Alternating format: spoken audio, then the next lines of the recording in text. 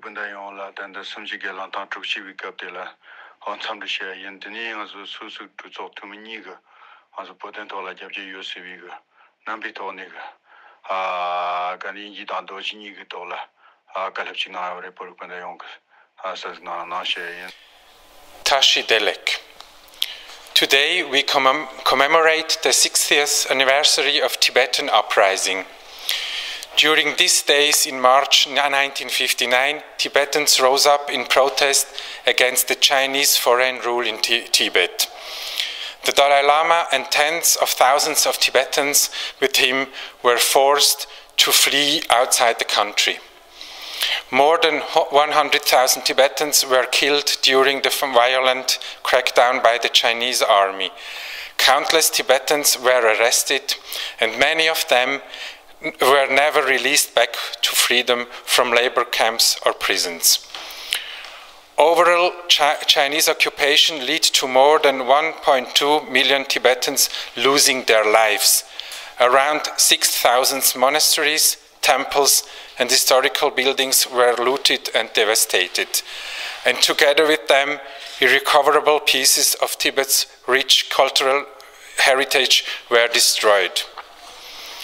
China has ignored 3 resolutions of United Nations General Assembly in 1959, 1961, and 1965, denouncing the invasion as violating international law and reminding China to respect Tibet's right to self-determination.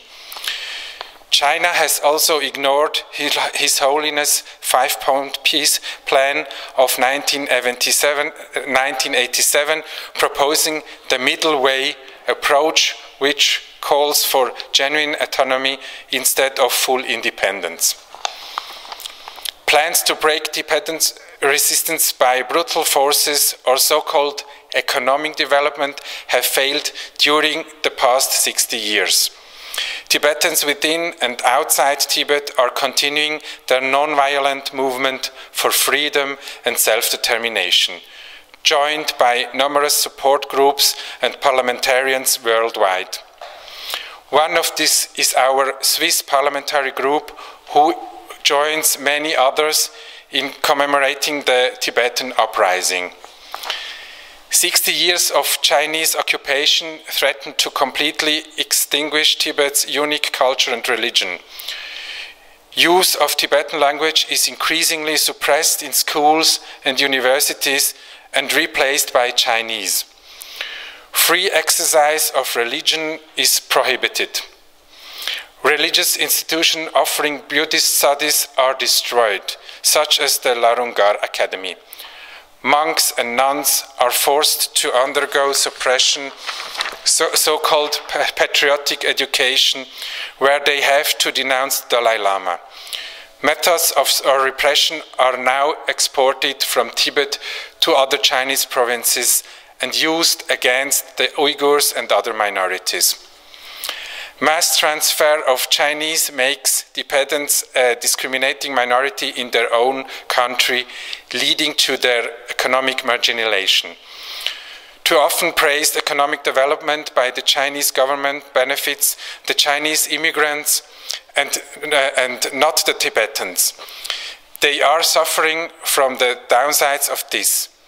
Reckless exploitation of minerals resources and deforestation have led to immense environmental destruction. Tibet's glaciers, also called the third pole of the Earth, are melting at increasing speed, aggravated by the widespread environmental damage, with catastrophic consequences for Tibet and Southeast Asian countries. China is trying to again increasing influence at an international level and does not hesitate to discipline other countries if they support His Holiness and the Tibetan cause. In its desire for expansion, China is using blunt economic power to take control even on countries such as Switzerland via the free trade agreement and various company takeovers. Tibet and the Tibetan people, with their history and rich cultural heritage, must not be forgotten. The Swiss Parliamentary Group, formed in 1987 with its 33 current members, has always shown its support through numerous motions in Parliament, the invite of His Holiness and Sikong Lobsang Sangai to visit the Swiss Parliament building, or to visit of members of the Parliamentary Group in Dharamsala. We, as members of the Parliamentary Group, will continue standing with the non-violent movement to support the Tibetan cause. 60 years after the Chinese invasion, our support is more important than ever. We support the legitimate demands of Tibetans for cultural and religious freedom, human rights, democracy, and self-determination. We stand with you. Tashi Delek. Heute gedenken wir des 60. Jahrestages des tibetischen Volksaufstandes. In den Märztagen des Jahres 1959 erhoben sich die Tibeter aus Protest gegen die chinesische Fremdherrschaft in ihrem Land. Der Dalai Lama und mehrere Zehntausende seiner Landsleute waren zur Flucht gezwungen. Mehr als 100.000 Tibeterinnen und Tibeter fanden bei der blutigen Unterdrückung des Aufstandes den Tod. Unzählige wurden verhaftet und viele von ihnen beendeten ihr Leben in Arbeitslagern und Gefängnissen. Über 1,2 Millionen Tibeterinnen und Tibeter sind als direkte oder indirekte Folge der chinesischen Besetzung bis heute umgekommen. Circa 6.000 Klöster, Tempel und historische Bauten, einst Zentren tibetischer Kultur und Geistigkeit, wurden geplündert, geschleift und deren unersetzbare religiösen Kunstschätze und Bibliotheken vernichtet. China ignorierte Resolutionen der UNO-Generalversammlung in den Jahren 1959, 1961 und 1965, in denen die Invasion als völkerrechtswidriger Akt verurteilt und das Recht auf Selbstbestimmung für Tibet angemahnt wurde. Ebenso ignorierte China den 1987 vom Dalai Lama vorgeschlagenen 5-Punkte-Friedensplan und den mittleren Weg mit einer genuinen Autonomie für Tibet und der Verzicht auf die Unabhängigkeit. Die Pläne der chinesischen Regierung, den tibetischen Widerstand durch Gewalt und durch eine Politik der wirtschaftlichen Entwicklung zu brechen, ging nicht auf. Bis heute hält der gewaltlose Widerstand der Tibeterinnen und Tibeter im In- und Ausland an, unterstützt von zahlreichen Unterstützungsgruppen und in Parlamenten weltweit. Eine davon ist unsere Parlamentariergruppe Tibet im Schweizer Parlament. Wir gedenken heute, wie viele andere, dem 60. Jahrestag des tibetischen Volksaufstandes. 60 Jahre Besetzung durch die Volksrepublik China drohen, die einzigartige tibetische Kultur und Religion auszulöschen. Die tibetische Sprache wird mehr und mehr aus Schulen und Universitäten verdrängt. Religionsausübung wird zunehmend durch Verbote unterdrückt. Institutionen, die sich der Lehre des Buddhismus widmen, werden notfalls mit dem Bagger zerstört, wie die buddhistische Akademie Larungor. Mönche und Nonnen werden zur patriotischen Umerziehung gezwungen, in der sie den Dalai Lama denunzieren müssen. Zahlreiche Unterdrückungsmaßnahmen aus Tibet werden nun auch gegen andere Völker, wie zum Beispiel die Uiguren oder gegen andere Minderheiten in China mit aller Härte eingesetzt. Durch die Förderung der Massenzuwanderung von Chinesen werden Tibeter zu einer Minderheit in ihrem eigenen Land und infolge Diskriminierung marginalisiert. Die von China gepriesene wirtschaftliche Entwicklung in Tibet kommt nicht ihnen zugute, sondern den Zuwanderern. Im Gegensatz dazu bekommen die Tibeterinnen und Tibeter die Kehrseite dieser wirtschaftlichen Entwicklung zu spüren. Rücksichtsloser Abbau von Bodenschätzen und Waldabholzungen hinterlassen riesige Umweltschäden.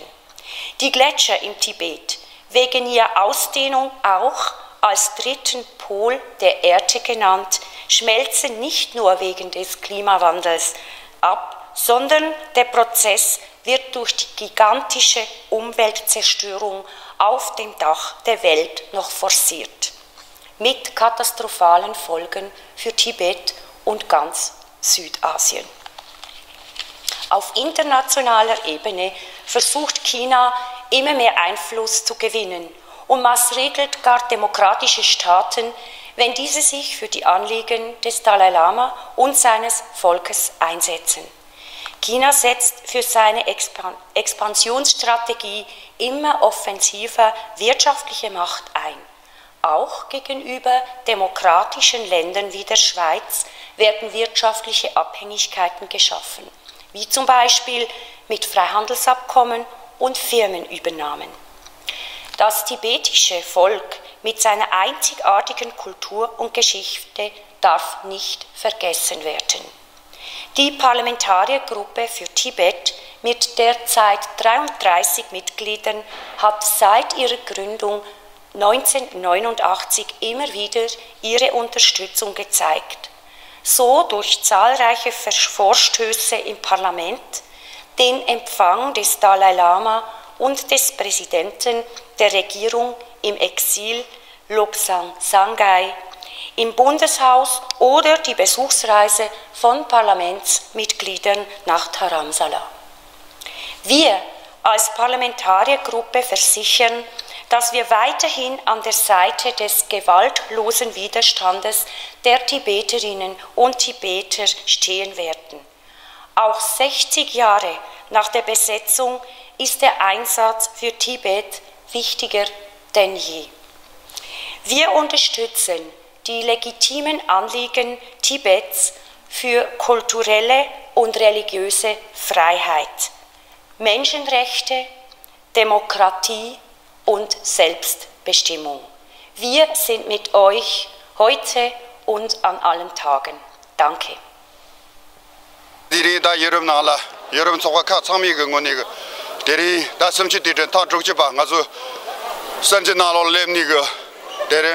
also da rangwang gelang susu gernguni lani ga ta trukchiba de chakayore ti de tiri da danda member mombochik danda Belgium sani base busel danda menker basuk lan zom ni ga mampurik mompenda mombochik zom dan zom shimbi ga namba da danda Europe chinti namba ni somdo shamba seri la da ge onchila namba ni ga utbe ga da danda poru sa ka da dani zo dengen kongen danda Belgium sokuigen sosore jili nambare samiga danda pardengen korea da tiri da danda komdchi da je chia ga tita lemro chigen do de de tiga danda susu danda center jing oni sugar yo samalan samde shein porubanda yongan samde shein ande smajen ma peita di longba susu ki tarcha de longba susu ki ta banner de ani kodi shini ki ngazo sosu de ko te ore number 2 nge ke tani de span ya was ni duro na su shein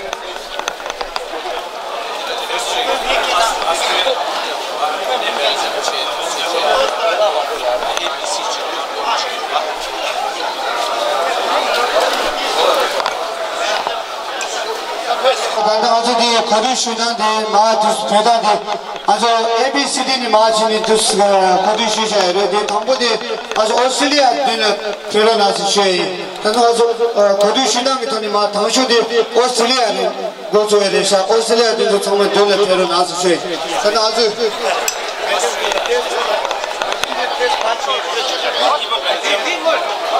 Peda somebody ma do check sha Dijila Denmark, Dijila no France relation. France Jila Germany, German jila Holland